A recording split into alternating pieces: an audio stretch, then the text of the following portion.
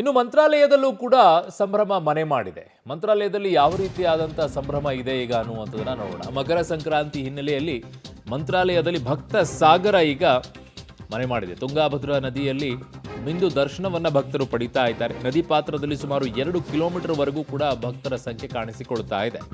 ನದಿಯಲ್ಲಿ ದೀಪಗಳನ್ನು ಬಿಟ್ಟು ಹರಕೆಯನ್ನು ತೀರಿಸ್ತಾ ಇದ್ದಾರೆ ಭಕ್ತರು. ಬಟ್ ಎಲ್ಲ ಮಾಡ್ತಾರೆ ಕರೆಕ್ಟು, ಆದರೆ ಅಲ್ಲಿ ನದಿ ತೀರದಲ್ಲೆಲ್ಲ ಗಲೀಜು ಮಾಡಿ ಬರ್ತಾರೆ. ಅದೇ ಬೇಸರ ಆಗೋದಲ್ಲಿ. ತುಂಬ ಸಲ ಹೋಗ್ತೀವಿ ನಾವು ಕೂಡ, ಸ್ನಾನ ಮಾಡ್ತಾರೆ, ಹಳೆ ಬಟ್ಟೆಗಳನ್ನು ಅಲ್ಲೇ ಬಿಟ್ಟು ಬರ್ತಾರೆ, ಎಲ್ಲ ಒಟ್ಟಿನಲ್ಲಿ ಗಲೀಜು ಮಾಡಿ ಬರ್ತಾರೆ. ದರ್ಶನ ಮಾಡೋಕ್ಕೆ ಹೋಗಿದ್ದೀರಾ ಅಂತಂದರೆ ಆ ಜಾಗವನ್ನು ಕೂಡ ಶುಚಿತ್ವವಾಗಿ ಇಟ್ಕೊಂಡು ಬರುವಂಥದ್ದನ್ನು ಮಾಡಿ. ಜನ ನನ್ನ ಕೆಲಸ ಆಗೋಯ್ತು ಅಂತ ಹೇಳ್ಬಿಟ್ಟು ಬರೋದು ಮಾಡಬೇಡಿ. ಅವೆಲ್ಲ ಪವಿತ್ರವಾಗಿರುವಂಥ ಜಾಗಗಳು, ಆ ಜಾಗಗಳನ್ನೆಲ್ಲ ಸ್ವಲ್ಪ ಚೆನ್ನಾಗಿ ಇಡಿ. ಹಾಗೆ ಬಿಟ್ಟು ಬರ್ತೀರ ಅಲ್ಲೆಲ್ಲ ಬಟ್ಟೆಗಳನ್ನು. ಏನು ಅಲ್ಲಿ ಗಲೀಜು ಅಂದರೆ ಗಲೀಜು ಮಾಡಿಟ್ಟು ಬಂದಿರ್ತೀರ.